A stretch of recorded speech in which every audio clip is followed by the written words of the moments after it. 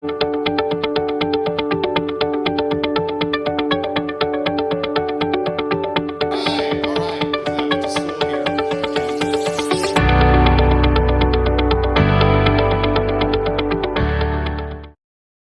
think we're live. Hey, everybody. Welcome back to another edition of the Weekly Update. Hope you're doing well. This is Wealth Investors Club and the Cash Flow Machine. Just got off our mastermind call, really good call, and talked about a lot of interesting things. Like you saw a big move this week in the market because of the Fed saying, well, we're not going to raise as much as we were going to raise. Now, I've been kind of saying that that's been the case for a while. I've been a little early and probably wrong if you want to look at me, but I think that's the direction they're going and continue to.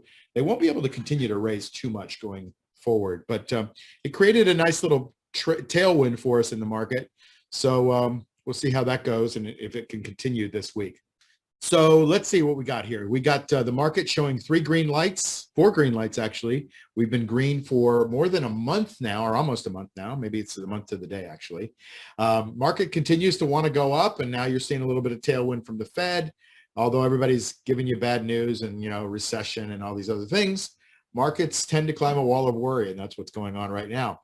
Taking a look at the NASDAQ, you can see it's above the 50-day moving average. Constructive action's been there for 2 weeks. Looks good. A stronger index than that is the S&P 500, approaching the 200-day moving average. That's where we want it to get to ideally. That's bigger support, and if we could stay above that, that's great. The Dow is already there. It's above the 50. It's above the 200. It's above the 10-day. It's above every moving average right now. It's constructively trying to pull up the other averages. I've been saying that for a 3 weeks now, that's the strongest index, and indexes converge. So will it pull down the Dow, or will the Dow pull up the other ones? I still believe that the Dow is the strongest one. It'll probably pull up the techs and those other ones.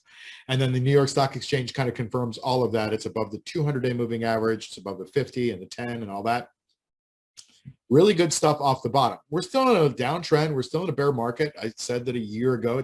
By the way, it's a 1-year anniversary, not today, but 2 days from now, where I called a bear market. And not that I'm always right, but I just thought my charts were telling me that we were getting ready to go into a bear market last November 26th. And you know what? I cheated because the Fed kind of was saying that they're going to, do what they did.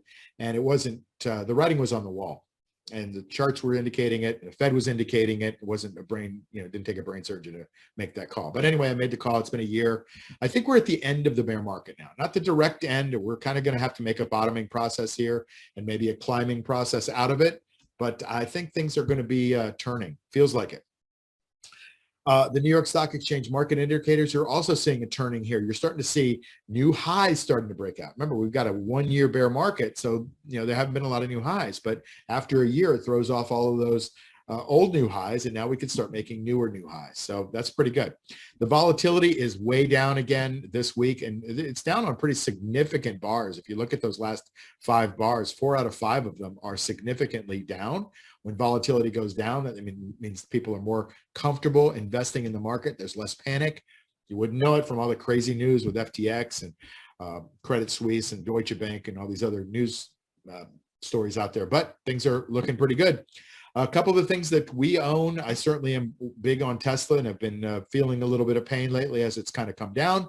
But I have a way of collecting juice on it, collecting time premium, so it's not as painful. And we make money every week using the cash flow machine here. But you can see it had a bottom at about 166, and it bounced last trading day, which was Wednesday, $13 off that bottom on some pretty good volume. You can see it down there. Now, it's got a long way to go to make us happy. But Tesla looks like it wants to kind of move a little bit higher from here. Gosh, the sellers have been in charge for almost 3 months now. And it's been rough, but things revert to the mean. And so that's probably what's going to continue to happen. I'm showing stochastics on here, and you can take a look at stochastics if you want, but they kind of indicate oversold and overbought spots on the chart. And right now we're looking at an oversold spot on the chart for Tesla. Taking a look at Apple, same kind of thing, but Apple's above the 50-day moving average. It gave us a little bit of a scare between 157 and 134 a couple weeks ago, but now it seems to be settling out right in the middle of that and above the 50-day moving average. Good stuff going on at Apple. If you like Apple sideways, you like their new phones, you can kind of ignore all the news because Apple just continues to do really good things.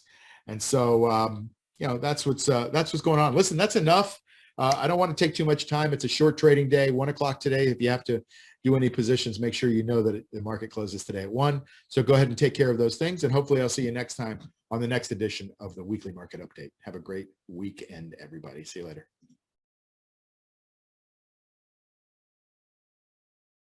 later.